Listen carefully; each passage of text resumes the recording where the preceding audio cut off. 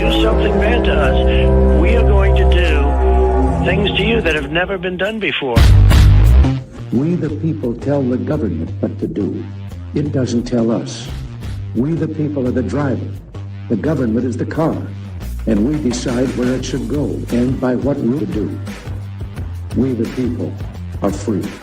And I hope we have once again reminded people that man is not free unless government is limited.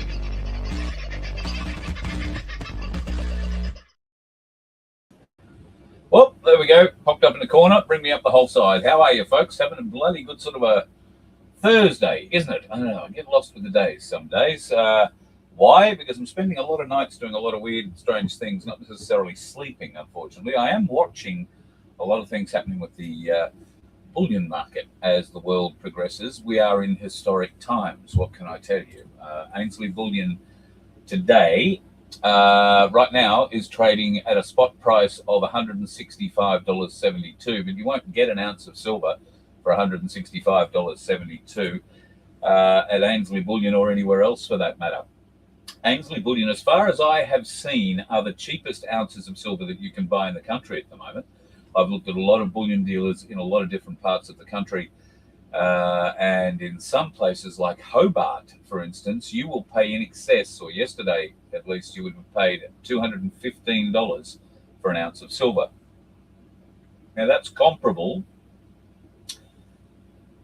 to where Chinese money is sort of paying for silver at the moment, although they're paying in US dollars, so it's still well undervalued.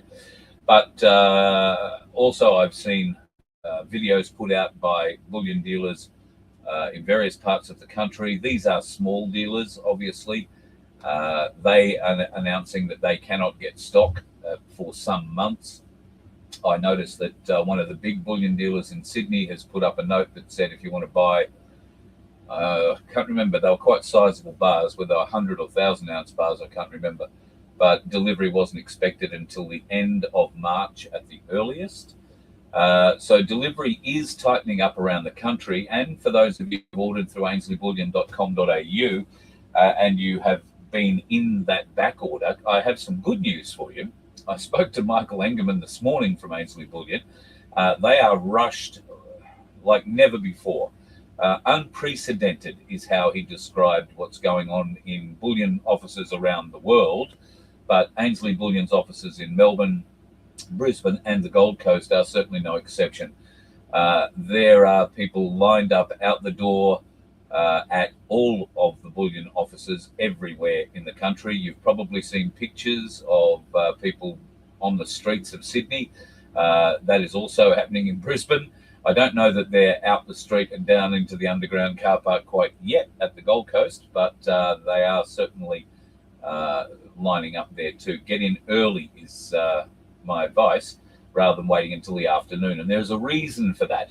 Ainslie Bullion have announced they are going to tighten their day trading hours because they are simply unable, with the current amount of staff that they have, and they've been putting on staff almost constantly since they came back, they are unable to provide the service that they wish to provide to all Ainslie customers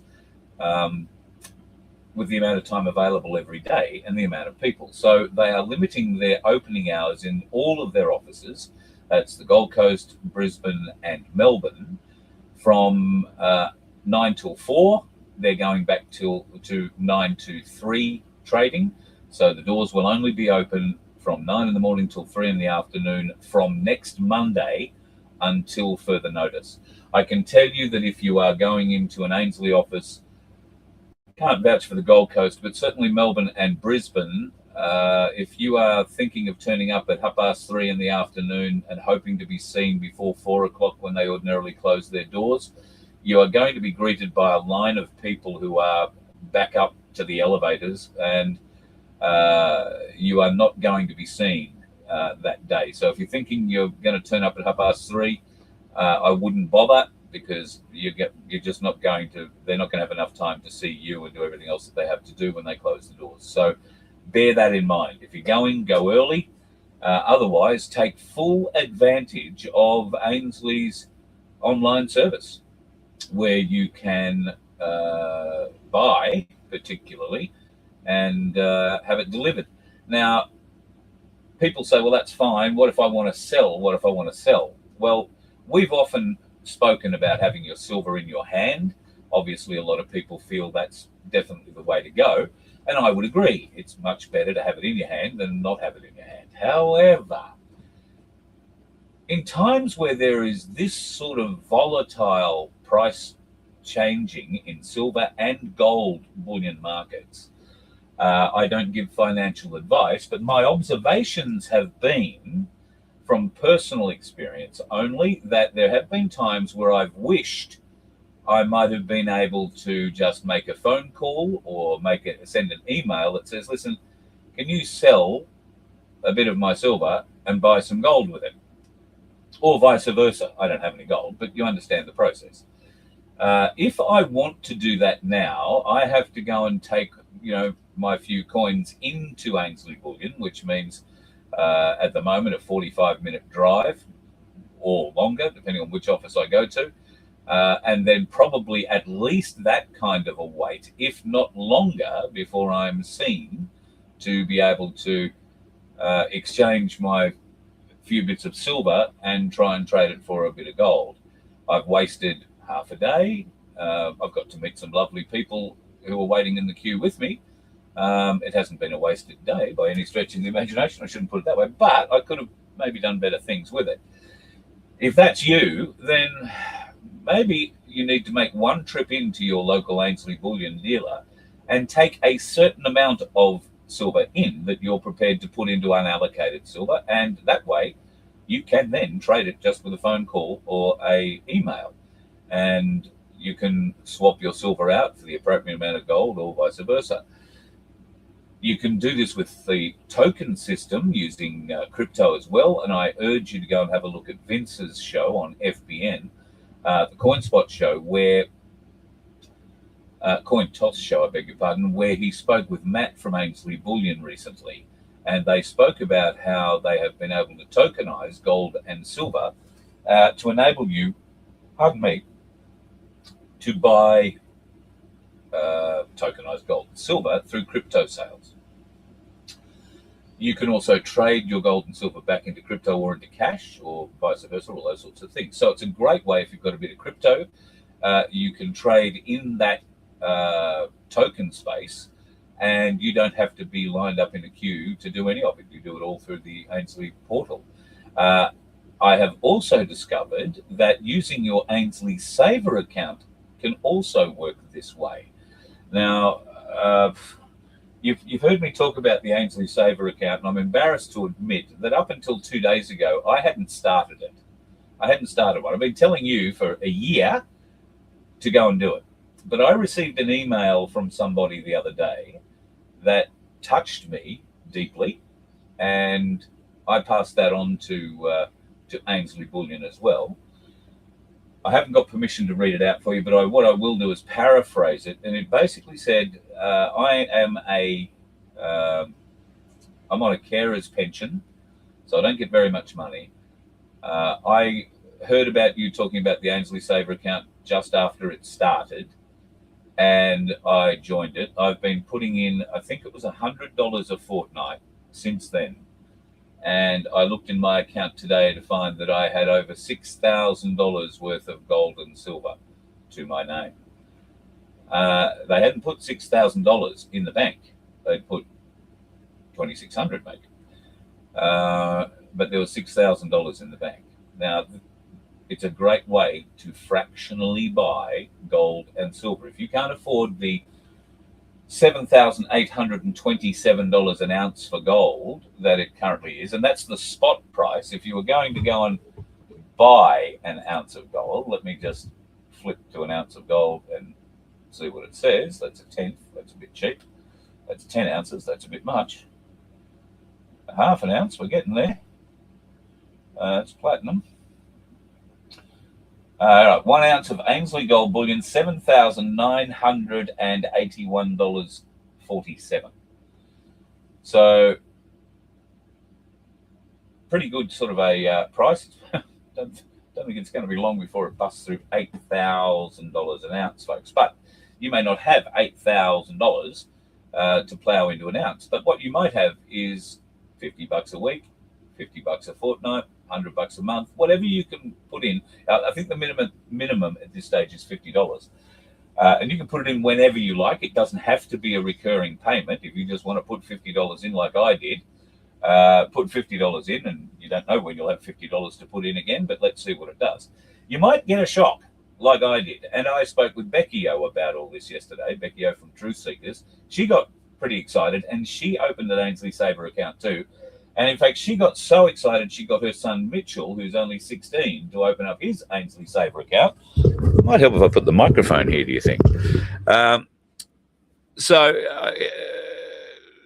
She got Mitch to open up his Ainslie Saver account, and he deposited in all his savings, which was a considerable amount, 800 plus bucks. He went and had a look at the Ainslie Saver account, and he was a bit deflated because he found he was missing $115. And I got to admit, when I got the phone call about it, I was a bit confused to think, well, hang on, I know they don't charge that sort of fees, so I'm a bit confused as to where this money could have gone. What happens when you have an Ainslie Saver account, or if you go with the tokenized Bitcoin sort of crypto version of this, is you will get an account balance. So if you put $50 in, you might find that your account balance is $46, let's say, as a guess. Why did you lose $4? It wasn't because the system charged you admin fees or anything weird. Your full $50 was used to buy gold and silver, whichever way you chose to buy. You can choose to spend your $50 as 70% gold and 30% silver, or 50-50, or whatever you choose to see the split. That's how it'll be divided up. But you will get $50 of, if you choose all gold, then gold, or all silver, then all silver, or half and half, then half and half, $50 of it. But your account balance will show $46. Why? Well, if you were to try and sell that fractionalized piece of gold and silver that you just bought for $50 back to Ainslie, that is the price they would pay you for it. So that is what you would get physically in your hand if you tried to sell it back to them the moment you bought it off them. Not right. So on a little bit of further reflection today, and given the way that silver prices have gone today, and we'll talk about those in a second, I think Mitch will find that he has exceeded, or maybe not quite exceeded yet, become very close to balancing, so to speak, his deposit, and is very definitely in profit, because now I think if he was to sell the fraction that he bought yesterday, it would be worth more than $800. And that's because today has been simply bloody crazy on the old intrawebs.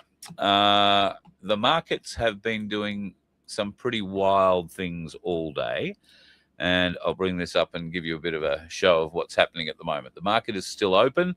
You can see we're looking at silver here. It is showing the current US price here of $116.6, but up the top, the little red thing up the top beside the squiggly line, 165.61. That is the current trading spot price for silver in the world. The trading spot price for gold is $5,500 US, which is another all-time high. That's $7,794 Australian, nearly $96, nearly $97 Australian. The US dollar has taken quite a hit today as well, and that consequently has left the Australian dollar in a slightly stronger position. Now, I don't know what that really means to you, me, and the gatepost. 70 cents at the Australian dollar, currently worth nearly 71 cents versus the US dollar. The US dollar is going to crash. The Australian dollar will gain some value against that. I don't know how that will help you in the long run, because it's all fiat paper crap. I would be prepared to take all the fiat paper crap that they're going to throw at you and turn that into something a little more solid, and hang on to it. And that would be my considered story. That's what I'm going to do. Hang on to it as long as I possibly can. You do what you like. Don't take my advice, and certainly don't trust my maths. Do it for yourself. The gold-silver ratio, 47.2 at the moment. May as well say 47.3. A lot of people are taking the opportunity of picking up the phone or sending me an email and saying, look, should I be selling my silver now? Should I? And I've been thinking about selling some silver and trying to get a little bit of gold. But unless you can buy ounces, and that's even still not the cheapest way to buy gold, you need to buy a lot of ounces before it becomes cheaper. So buying sort of things like a 100th troy ounce piece, which is paper thin, wafer thin. You can almost see through them. But, you know, you can pick one of those up for less than $100, I think, at the moment, $94, $95. You can buy, you know, 10th of an ounce, 20th of an ounce, quarter ounce, half ounce, all those kinds of things. I find I would lose something like that, or I fear I would lose something like that. So that's where I think this fractional buying thing is worth really looking at.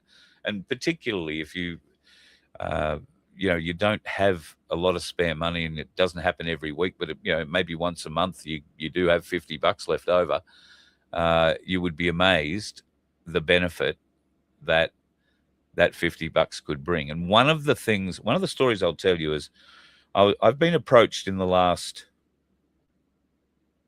two weeks. Someone wanted me to help them sell, or offered for me to buy, a 100-ounce bar of silver. At the time, the price for that and a coin or two or something else that went along with it, which was this person's entire silver collection, they needed to pay bills. It was car registration. It was something else. Now, car rego, call that $1,000, and probably, you know, something to do with mortgages or rent, call that another few $1,000s maybe. The price of the bar at that time, if Ainslie were to buy it back, was about $13,900, thereabouts.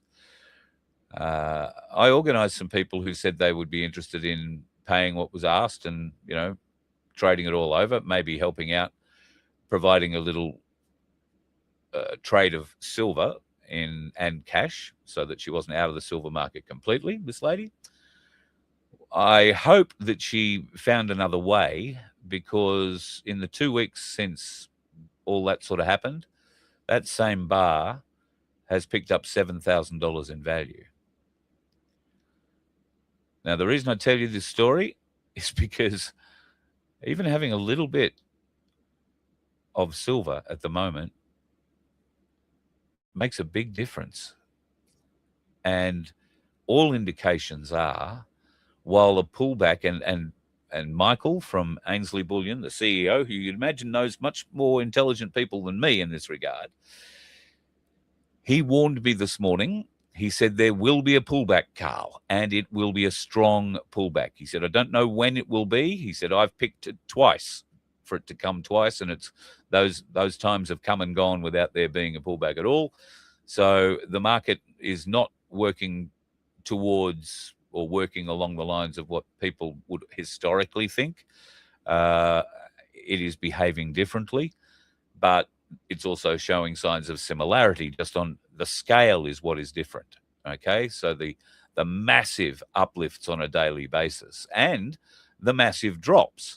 So we saw 2 days ago that the price lifted to $117 US an ounce and plummeted back down to 103.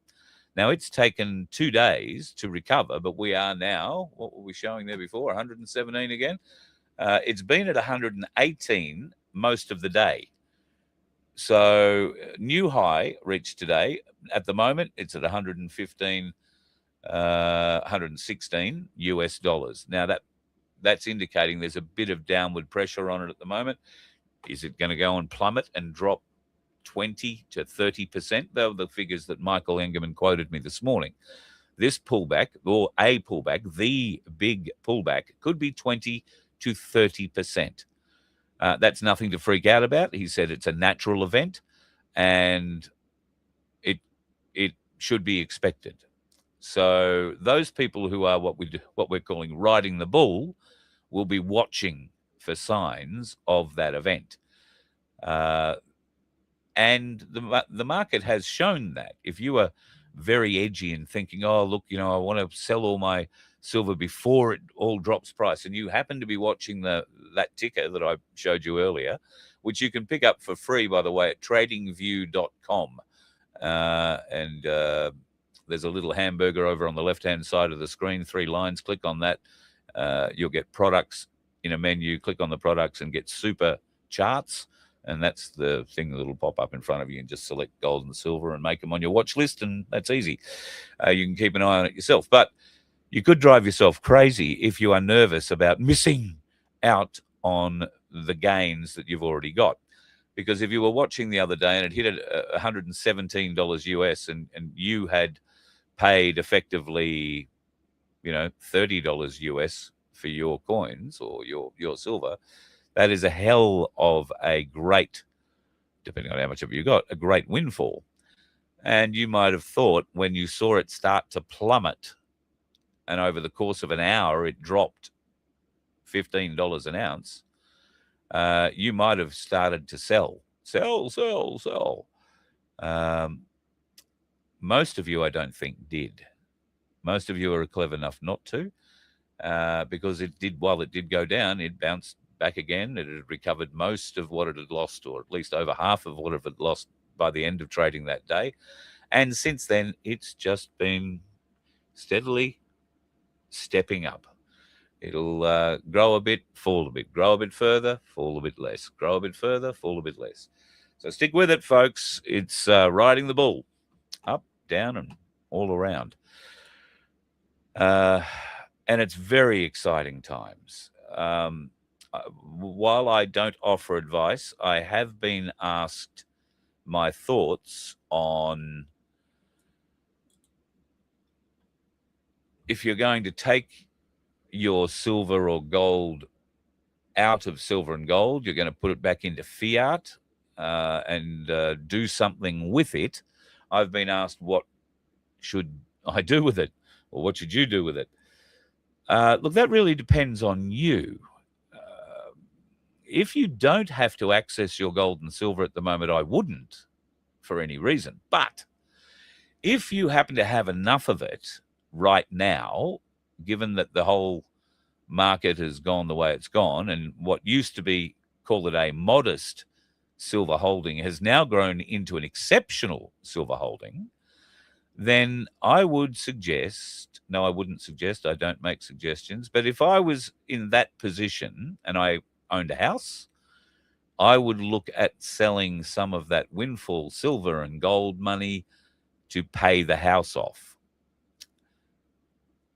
That then becomes a tangible earning asset for you, like the gold and silver is. Using a house or using something, if you invest your gold and silver earnings into something else that is going to earn for you, then I would think it's probably a reasonable discussion to have in your circumstances. But if you're going out to buy a new car just because you can, and you want to go and buy some flash car just because you can, well, all well and good, but be prepared. That car isn't going to earn value unless, of course, it is a collectible or, has something of historic value or whatever. Now, there are plenty of great collectible cars, and it is a great way to store your wealth in other ways. It's a bit like art. You can invest in paintings and all that sort of stuff if they are going to appreciate. And I don't know enough about art or cars to advise you on either. Not that I give advice, but don't take your winnings and think I'm going out for a big night at the RSL and shove them down a pokey, for God's sake. Don't take them to a car yard unless you are in desperate need of a reliable vehicle, and you don't have to have the latest Mercedes-Benz or the latest Audi. but you could get away with a good, reliable, second-hand Hyundai, then do it.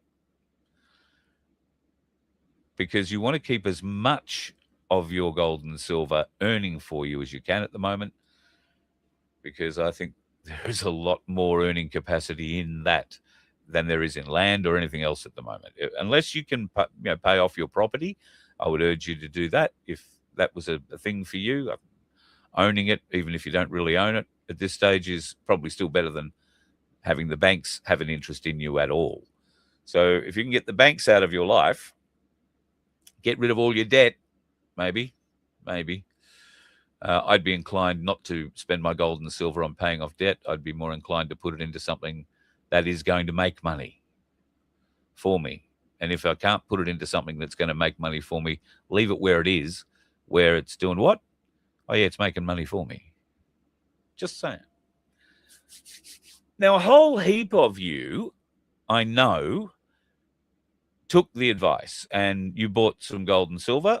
And right now, you're probably rubbing your hands together and you've just said, gee, Carl, that's probably reasonable advice you've just given me. I'm going to tell you to do something else now, completely against what I've just told you to do. But this will be a fun thing to do. You could, if you so chose, you could take a very small amount of the money you have accumulated through the advice that you've found through the Voice of Freedom and Cass and Vince and the rest of the team, and you could come and join us on a cruise in May. That's the cruise at the front of the show. I keep putting up. Now, we've got quite a little group coming. It's only a 4-day cruise. It's $13 or so $100 for a balcony room if you want something like that for 2 people. It's only 4 days up to Ainslie Beach and back. And we've got quite a little crew. Greg, Waptha, I won't go through everybody, but Alan and Connie are coming, and I'm trying to twist the arm of Sandy and Baz, although they have family commitments around different times further up north, so it's difficult. Oh, speaking of Sandy and Baz, I was speaking to her just before the show this evening. She wants to pass on her best to everybody. They have been flat out at the Sanctuary this week. She hasn't been able to get into the shows. Baz was out whippersnippering at 8 o'clock last night still. They're starting, at 3 o'clock in the morning and not finishing until 9 o'clock at the night at the moment. They are absolutely run ragged. Of course, at this time of year, a lot of their volunteers aren't volunteering because they're on holidays. So there is a fair bit to be done out there at the property at the moment. The Sanctuary is currently hosting, I think it's 108 donkeys. And I think there's 8 of those or 7 of those in care in the ICU, one of which is needing a fair bit of care. So Sandy's been heavily involved with that. We know, God love her, the big garage sale that was on over the Australia Day long weekend was of a moderate success. Sandy just basically says, I always pick days where it turns into 40-degree stinkers and everybody stays at home and sits in the air conditioning. So you never know. There still might be a bargain or 2 left if you want to contact Sandy through the Donkey Sanctuary and pick up something there. But she was pretty happy with the results at any rate. God love her. And we have sent off her share of the lottery winnings, so to speak. We do have, as you've probably seen, a new lottery running. $750 up for grabs once again. No silver this time round because we can't afford to give you the Byron Bobs. And in fact, Ainslie, I notice, have taken them off their website at the moment because it'll be a little while before they'll be able to stock the Byron Bobs again. That only adds to their value as far as I'm concerned. So bear that in mind. However, there is $750 up for grabs at merch.vofhq.com, $2 a ticket, and we do share the proceeds with Sandy from the Donkey Sanctuary. I said the Donkey Factory. It's a nasty slip of the tongue. I mentioned that Ainslie trading hours are going 9 till 3 from next Monday, so make sure you're in there for that. Now let's get into something that I found very interesting. Details of this little 1973 experiment. Perfectly healthy people, 8 of them, walked into different psychiatric hospitals across the United States. They were not ill, yet no one inside those walls was able to see it. It was an experiment, one of the most disturbing experiments in the history of psychiatry. designed by psychologist David Rosenhan.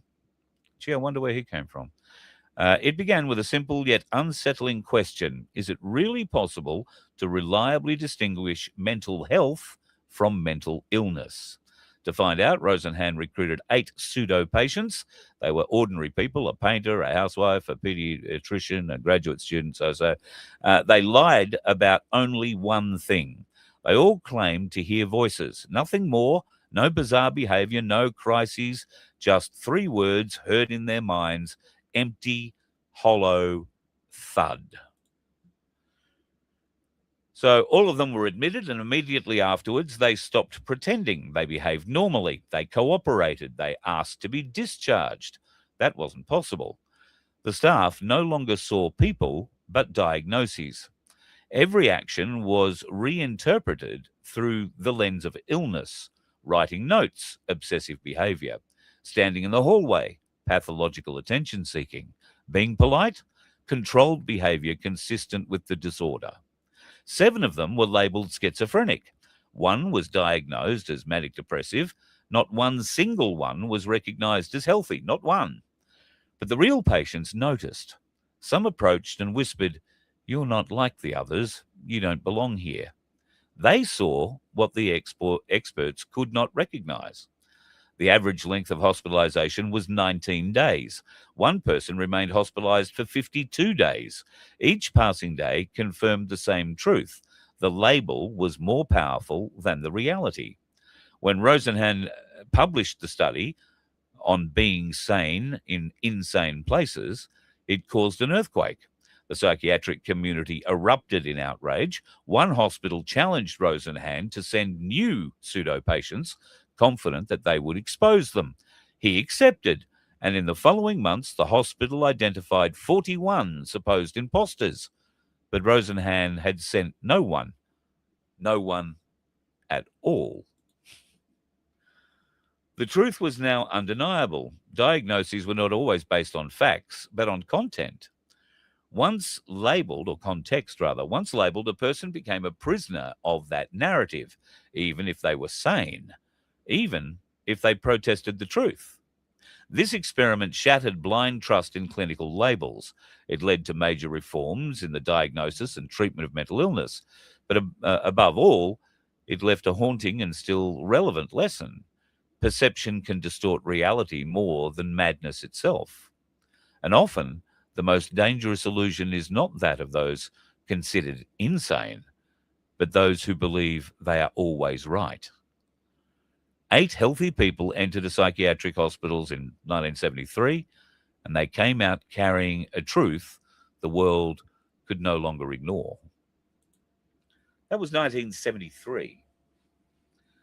Could you say that today our hospital experience wouldn't be the same?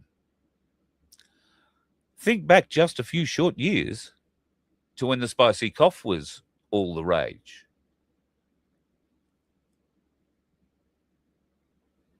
You're starting to get the link? Whether you had it or not, you had it. The diagnoses didn't matter.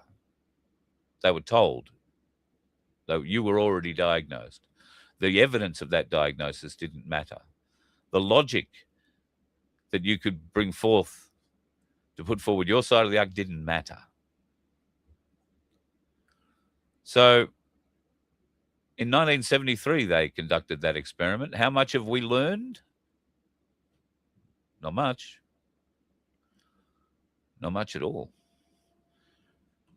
I just thought one of the more interesting psychological experiments that we come across. And boy, didn't they do a heap of them. The 50s and the 60s are just full of them. Speaking of psychological experiments, I don't know how psychological this would in fact be, but it's more an exercise in compliance. I received this from the ANZ yesterday, I think. I haven't updated my details on the app. Now, my details haven't changed, so any details that the app had are correct, but for whatever reason, it wants me to go in and jump through hoops. If I don't update by March 3rd, my banking services may be impacted. Well, they may need to restrict my access. They might cease providing financial products and services altogether or prevent me from opening new products. They are telling you you would, you must, you will comply with their obligations. Now, right now, the ANZ is simply asking for me to make sure that my address is the address that I say my address is, and my phone number, I guess, and that my name hasn't changed and all that kind of crap. But if I refuse, for whatever reason, to go into the app and tick the little box that says, yes, all that's the same, or whatever, they are going to potentially restrict my services, restrict my ability to access my own money, restrict my ability to use their cards because they own the cards, not me, and maybe unplug me completely from the bank. I don't know. There was no mention of them returning any money that might be in the accounts there. I'm sure they would, because without it, that'd be theft. And I'm sure this is something that all the banks are doing. But what happens when the next letter comes out that says, we notice that you've spent X amount of thousands of dollars, you've removed it in cash, and you've put it somewhere. We require you to tell us where you've put it. Or we're going to restrict your banking services. You'll no longer be able to use us to hold whatever fiat bullshit paper product they deal in will be. Now, we'll probably say, great, thanks, piss off. But there'll be those people that will frighten the hell out of some people because they've had a bank they could rely on who was supposedly their friend all their lives. That's the only place where you could keep your money and have it be safe. And that's probably was the truth at one stage. But now the bankers have turned into the thieves. They're doing everything they can to keep your cash from you. And it won't be long before they ask you to comply with something that you don't want to comply with. That's when you probably need a fistful of Byron Bobs so that you can pay for your smalls, if you like. I think the last time I looked, each one of those Byron Bobs is worth close to $21. So walking into a little place and having breakfast where you might spend $40 to $50 for two people to have nice breakfast and coffees and a juice each, you could throw over 3 of those, include it in the tip, and by the time you've walked out the door, the bloke who you've just paid with it has made money on the deal. The silver still keeps making money. He just takes out whatever the bacon, eggs, and coffee cost him. His profit keeps making him money. That's where it's so good for traders to start trading in silver and gold. Florida have introduced it now as a legal form of trade. I think that's about the 8th or 9th, might even be more than that now, states in America who have returned to a gold and silver standard and will accept gold and silver as currency over the table. You can do it here too. And if you've got a business, I urge you to put a sign up somewhere. I urge you to put a sign up somewhere that says, I accept silver and gold. If you want to do a trade, I'll trade silver and gold. You watch people come out of the woodwork, all right? And it's good value. Nobody's ripping anybody off here. It's good value, and it will prove to you that the alternate, I was going to say QFS, but it won't be quite like this, works. But it will be based on silver and gold. So handy little play. Handy little play. Donald Trump has officially had America exit the World Health Organization. Can I have a round of applause, please? Yay. He gave them notice a year ago and said that they would be leaving about now. And clearly he's followed through. The American people, at least the ones that are currently thinking, are very supportive of this move, and the Democrats, of course, have gone purple in the face over it, as they normally would. Of course, in Australia, the people have wanted to exit the WHO, the WEF, and the UN pretty much solidly, I believe, for the last 3 or 4 years. I think we've had an underlying social feeling of it for the last 10 or more, but I think the people's vote has swung much more in favour of getting out of all of them the last 3 to 5 years than ever before. And I think the majority of Australians want to be out of those organisations. However, we have a Labor Liberal uni party that is guaranteeing we are going to stay in those organisations until they are thrown out, until they are dismissed from power, and until someone has enough guts in power to remove us from those critical elite devices that try and exert their power across us. And that leads me into Pauline. Pauline has been saying for the last, I don't know how long, years, that should one nation ever get into power, then the first thing that she would do is remove, one nation would remove everybody, or remove Australia from the WEF, the World Health Organization, and the UN. Now, she's been consistently saying that.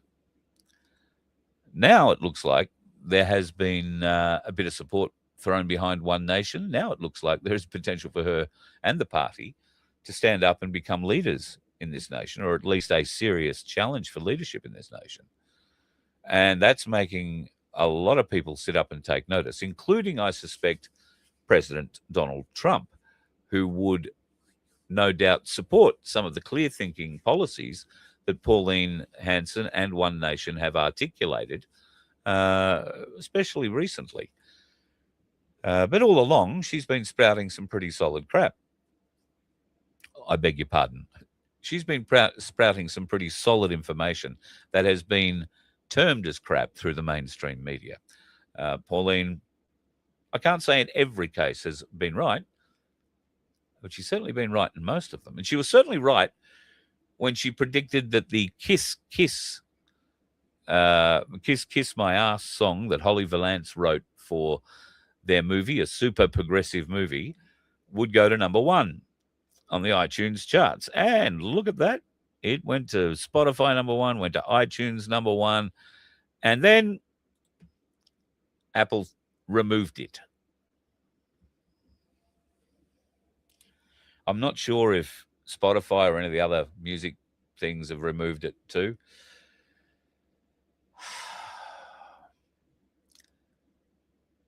What they clearly don't understand is that by banning a song like that, by removing a song like that, they are simply showing themselves for what they really are, which are topics of that song. The control they want to exert, the super progressives. And the super progressives moved very hard in Melbourne to ban the movie. But it didn't work. There was such a public backlash when I think it was Crown Cinemas announced that they were cancelling the 2 showings or 2 screenings of the super progressive movie. There was such a backlash, and Pauline and the One Nation crew obviously tipped into that pretty hard as well, that all of that got wiped out. Oh, yes, okay, all right, no worries, we'll put it on. So the weak-gutted corporate Crown organisation in Melbourne nearly bowed to the super progressives of Melbourne. And let's face it, that is lefty-lovey heartland, you blue-haired, pink-nosed, bloody pierced-nosed cards. But anyway, you lost. Happily, you lost. And Pauline today put out a statement on Facebook, which I'm going to read to you here. Pardon the side of my face. This is probably not my best side, and I need a haircut, I know. All right, so here's what Pauline had to say today. under the guise of what is a major One Nation update. Thank you for your continued support. Credible national polling companies now show One Nation has overtaken the Liberal Party, with Pauline Hanson emerging as the preferred Prime Minister ahead of the Liberal leader. We're now closing the gap on Labor, and we firmly believe Australians are ready to place their trust in us rather than the radical left. This moment has been achieved because of supporters like you. Every step forward has been empowered by our grassroots movement. Thank you. In a matter of months, One Nation has gone from being a minor party to a major political force. Rapid growth brings challenges, but they are the right kind of challenges to have. One of the next major tasks before us is the federal candidate pre-selection process. We're absolutely committed to ensuring our candidates are genuinely local and deeply connected to their communities. Local branches will choose candidates. With nearly 150 branches nationwide, the challenge lies in training and resourcing each branch to confidently manage and present strong local candidates. Work on this is already underway. It's also encouraging to see branches beginning to develop policy ideas. Head Office is building a clear process for debating proposals, refining them, and putting them to a vote of our grassroots membership. Managing this at scale is complex, but again, it is a sign of a healthy and growing movement. Since the May election, One Nation has experienced membership growth of almost 600%. This far exceeded our original projections. On current figures, we expect membership growth to reach 1,000% around early May this year. The speed at which Australians are turning away from the major parties has been extraordinary. Membership cards. We're currently welcoming thousands of new members each week, often following the release of fresh polling. While this is a tremendous sign of momentum, it has delayed the issuing of physical membership cards. As a temporary measure, we'll be issuing electronic membership cards while we build a system capable of handling this unprecedented volume. We're also employing a dedicated membership officer commencing in the coming weeks, whose role will be to respond to membership inquiries and ensure every member is heard, supported, and issued their card. The role will strengthen the existing branch organiser position, which has been in place since last October. There's new merchandise on their way. Their small factory is now operating at full capacity, with a new team employed this week to clear the backlog of orders that they have. They now have over 150 federal branches established or in the final stages of establishment. That's right across the country. A new website listing each branch and its branch coordinator is currently in testing. As the growth continues, the site has needed some constant expansion, but it will be relaunched shortly. Branch meetings have also grown rapidly. Where meetings once drew 20 to 30 people, many now attract 100 to 150 people. Managing this growth will require changes, and we may need to move beyond federal electorate-based structures into more localised suburban or township groups sooner than expected. That's an interesting point. In the meantime, we ask that you continue attending branch meetings and support your branch coordinators as we train and equip them to manage larger gatherings. Please note that branches operate at a federal level. State campaign activity is separate, as different laws govern fundraising and campaigning at state and territory level. We are developing clearer guidance to support members who wish to assist in upcoming state elections, with clearer distinction between federal branches and state campaigns. Information regarding branches, including the bylaws of said branches and responsibilities, code of practice, guidebooks, and upcoming gatherings, etc., you can see in a link which I am pasting up into the chat right now. So you can see that One Nation is very definitely riding the wave. Now, that release came out late this afternoon, Queensland time. I'm not sure of the poll that they are quoting there, saying that they are now outvoting the Liberal Party, but I don't doubt it for one moment. It's been pretty clear that the Liberal Party have been committing public suicide for a while now, and the National Party saw the rope, I think, and saw the noose getting tighter and bailed. What's going on with the National Party at the moment, and I haven't found out if there's been anything significant today. I believe tomorrow there's a party room challenge happening, a spill for the national leadership. Somebody's trying to get David Littleproud out. I doubt that will happen because the real power brokers are actually with him.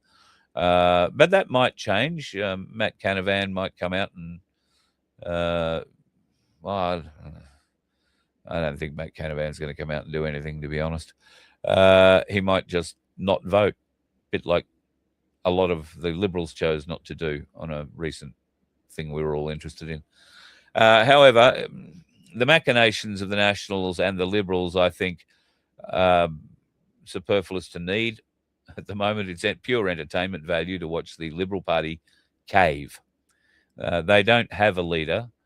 They've got a lady who tries hard, and I don't know the lady from Adam or Eve. She may well try hard, but she doesn't have the confidence of people in Australia. And I don't think she's going to find any way to regain that confidence anytime soon. The two pretenders to Liberal leadership, Angus, what's his name, and Andrew Hastie. I don't think Angus has the numbers. Andrew Hastie probably has the numbers for the right, the far right, and could probably take it if he had to. But then he's left with a poison chalice. And what are you going to do with a poison chalice? You're going to waste Andrew Hastie on a poison chalice, see him flogged at the next election. And who will he be flogged by? Odds are he'll be flogged by One Nation. Odds are the Liberal Party will be decimated at the next election. So too will the National Party. But I think One Nation are smart enough to realise that while there might be some potential for them to win outright in their own name, that all comes down to the amount of number one votes they get across the country. And they might have a chance of that. But to better guarantee that they have a winning position, they might need a coalition. A coalition made up of, I don't know, certain members of the Liberal and National Party who no longer agree with those people who are running those parties, who seem to have lost the vision of where those parties started and who they were started to protect and work for. The Nationals have completely forgotten their roots, as far as I'm concerned. They came from what used to be called the Country Party. Doug Anthony had been turning in his grave. The Nationals were all about protecting the interests of the man on the land, protecting the food producers of this nation, and protecting some of the biggest export industries that we had in this nation, wheat and wool. What have they done? They failed. They failed their constituents. They failed the agricultural industry. They failed the Australian people. Now, like all rats on sinking ships, these bastards are trying to find a bit of rope to run down and a bit of flotsam to float on that might save them until the One Nation boat pulls up beside them and picks them up. Well, I'm sure the One Nation boat might pick a few up, but I'm equally as sure they might leave a couple to the sharks, where they'll probably handle themselves quite well. Bastards. Speaking of bastards, Victorian police. A lot of the good Victorian police have left the Victoria Police. And when I say a lot, I mean a lot.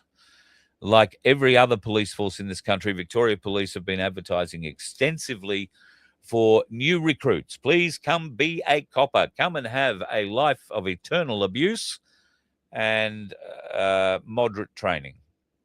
Put yourself in physical danger. Set yourself up for PTSD for life. Come and become a police officer, where you'll be allowed to beat the shit out of certain good people and allowed to let the criminals run free. In fact, you'll be charged with helping them. Would you like that sort of a job?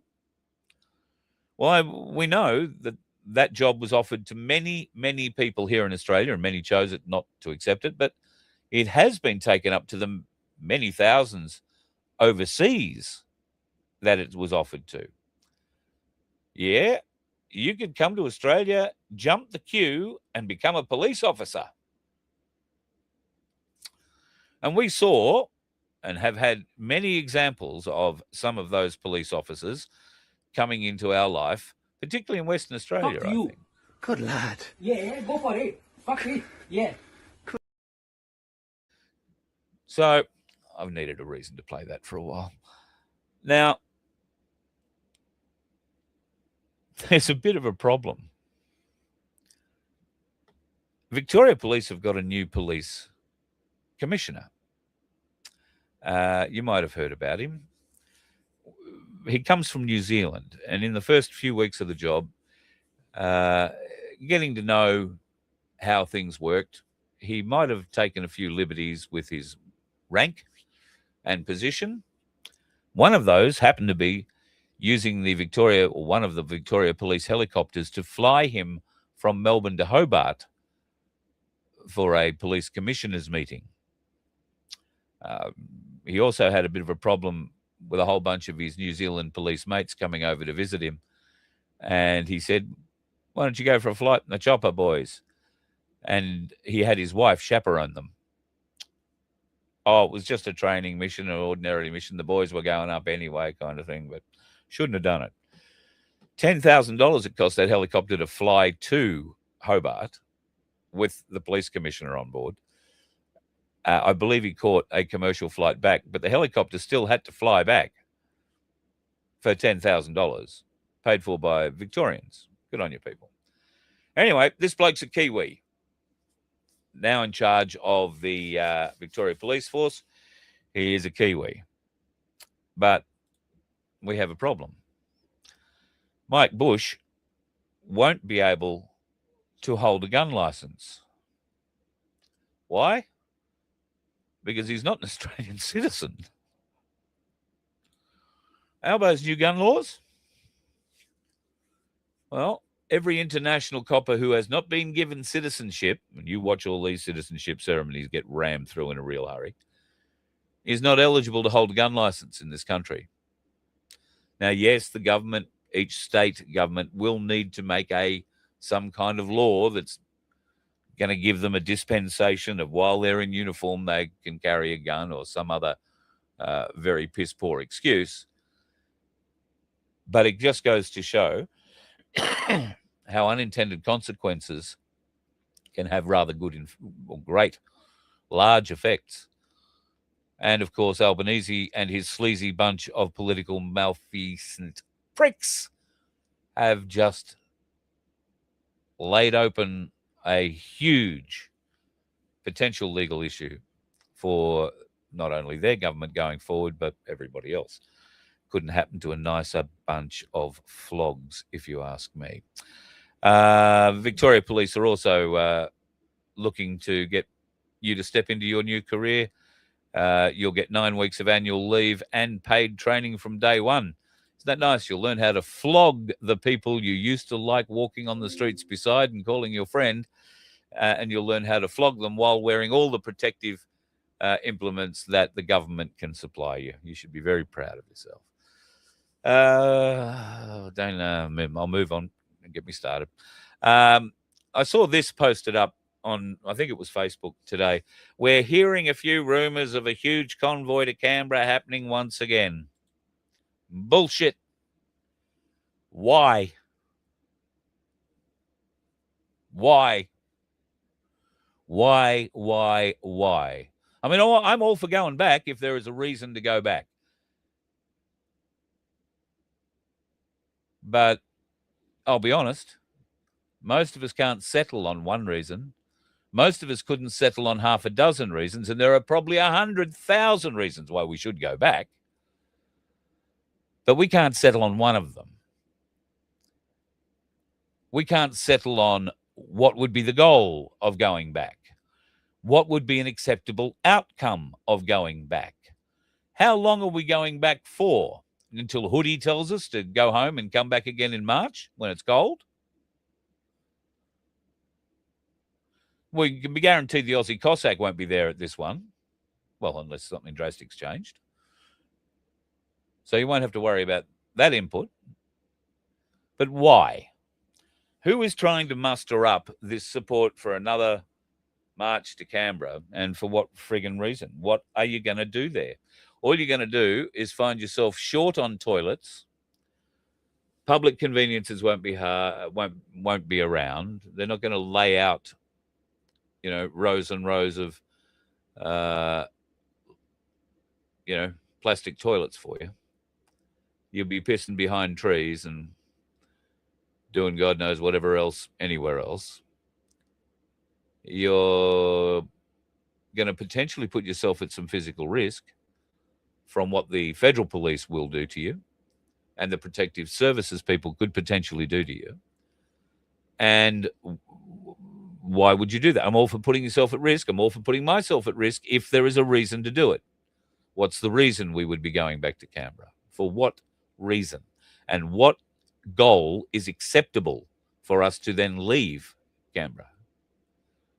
What do we have to achieve before leaving? I think that's the question.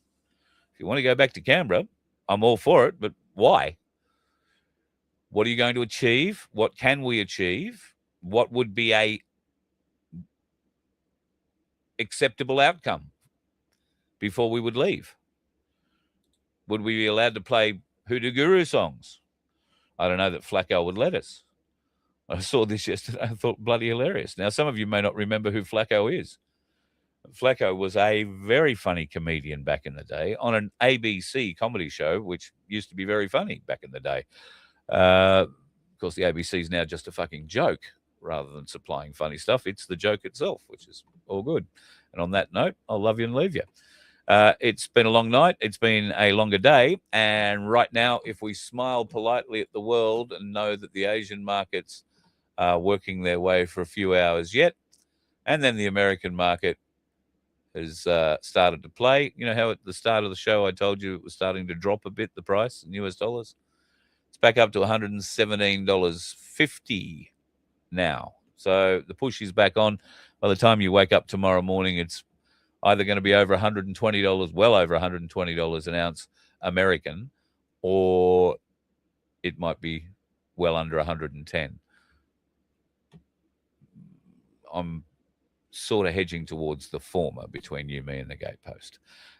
If you've got some silver, folks, you've got to be smiling. And if you have the ability, go and get yourself a little bit more of it. If you haven't got any of it, folks, and you have the ability, go and get some of it. And everybody who has $50 has the ability to buy into some gold and silver in a fractional way. Ainslie Bullion, Ainslie Saver account. It's about the fourth thing across on the website. On the main menu bar, click on that, become a member, join, and start for as little as $50 and watch that grow. We are at an historic period, folks. You could put $50 in that tonight, and by the end of next week, you might have 100 or 200. By the end of the year, you might have 1,000. That's not bad for a $50 investment. You name me a bank that can do that for you. I'm not saying it will happen. I'm saying it could, but it can only happen if you've made that $50 investment or more to begin with. The choice is yours. I don't push you either way. I just wish you all the very best of it, and make sure that you avoid the dickheads on the roads while you're out doing the things that you do. We'll talk to you again tomorrow night. Love you all. You let one ant stand up to us, then they all might stand up. Those puny little ants outnumber us 100 to 1. And if they ever figure that out, there goes our way of life. It's not about food. It's about keeping those ants in line. That's why we're going back. Does anybody else want to stay? Let's ride!